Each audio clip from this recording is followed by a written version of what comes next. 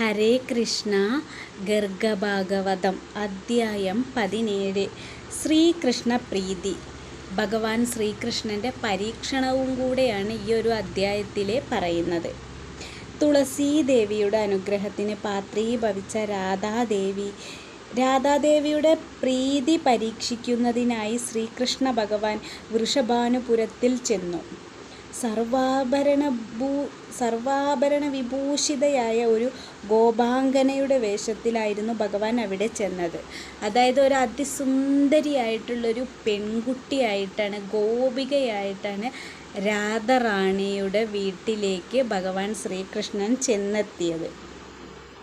രാധാറാണിയുടെ അതിമനോഹരമായ അന്തഃപുരവും ഉപവനവും മറ്റും കണ്ടുകൊണ്ട് സുന്ദരീവേഷം ധരിച്ച ഭഗവാൻ അവിടെ അങ്ങനെ ഉലാത്തിക്കൊണ്ടിരിക്കെ മണിമന്ദിരത്തിൻ്റെ മുറ്റത്ത് നടക്കുന്ന ആ സുന്ദരിയെ കണ്ട് രാധാറാണി ആകൃഷ്ടയായിപ്പോയി.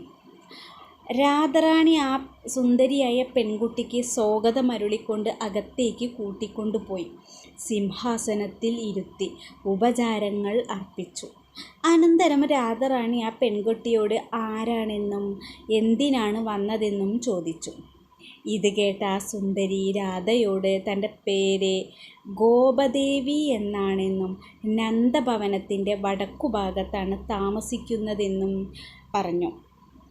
രാധാറാണിയുടെ ആ രൂപമാധുര്യത്തെപ്പറ്റിയും ഗുണമാധുര്യയെപ്പറ്റിയും ഒക്കെ ലളിതസഖിയിൽ നിന്ന് കേട്ടറിഞ്ഞിട്ടാണ് താൻ കാണാൻ വന്നതെന്നും കണ്ടപ്പോൾ തന്നെ അതിസുന്ദരിയാണെന്നും താൻ അത് നേരിട്ട് കണ്ടുവെന്നും ദേവേന്ദ്രൻ്റെ അമരാവതി പോലും അതിന് തുല്യമാണെന്നും അങ്ങനെയൊക്കെ പറഞ്ഞു.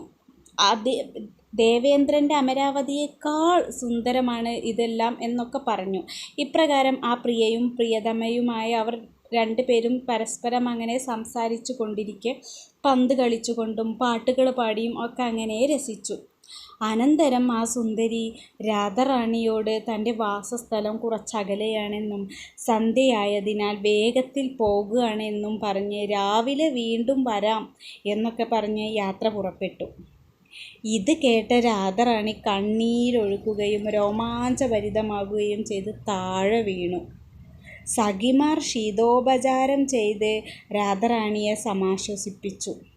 അപ്പോൾ ഗോപദേവി പറഞ്ഞു, രാധാറാണിയുടെ അടുത്ത് പറയാണ്, താൻ നിശ്ചയമായും രാവിലെ വരുമെന്നും താൻ പോയിട്ടില്ലെങ്കിൽ പശുക്കളോടും സഹോദരന്മാരോടുമുള്ള തൻ്റെ വാഗ്ദാനം അസ്ഥാനത്താകുമെന്നും പറഞ്ഞ് രാധാറാണിയെ സമാധാനിപ്പിച്ച് നന്ദഗൃഹത്തിലേക്ക് പോയി.